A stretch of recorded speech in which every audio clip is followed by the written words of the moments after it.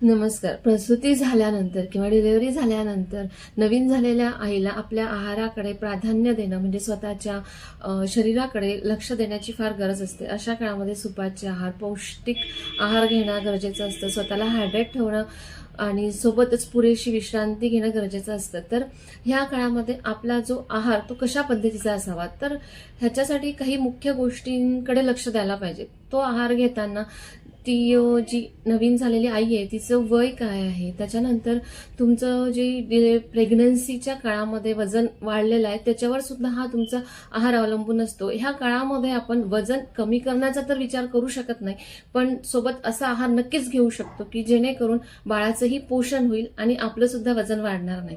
सोबतच बाळाला जे स्तनपान करायचं असतं तर त्याच्याशी रिलेटेड म्हणजे दूध वाढण्यासाठी पण जो पोषक आहार आहे तो घेऊ शकतो. तर त्यानुसार किंवा तुम्हाला जर काही प्रेग्नन्सीच्या काळामध्ये काही मेडिकल इश्यू झाले असतील, बीपी वाढला असेल, थायरॉइड डिटेक्ट झाला असेल किंवा शुगर डिटेक्ट झाली असेल, तर त्या कंडिशनमध्ये डिलिव्हरी झाल्यानंतर पर्टिक्युलर तुमचं एक व्यवस्थित डाएट असायला पाहिजे. त्यासोबतच बाळाचं वजन, बाळाची कंडिशन याच्यावरही आपला आहार अवलंबून असायला हवा. तर या सगळ्या गोष्टींचा विचार करून आम्ही तुमचा डाएट प्लॅन करून देऊ शकतो. जर तुम्हाला तुमचं वय, बाळाची कंडिशन, कुठल्या मेडिकल कंडिशन ह्याच्यानुसार डाएट प्लॅन करायचा असेल तर आमच्याशी नक्की संपर्क साधा, कन्सल्ट करा. आम्ही नक्कीच तुमच्या प्रश्नाची उत्तरं देऊ, तसा डाएट प्लॅन करून देऊ. आणि स्वस्थ राहा, स्वतःची काळजी घ्या, सोबतच बाळाची काळजी घ्या.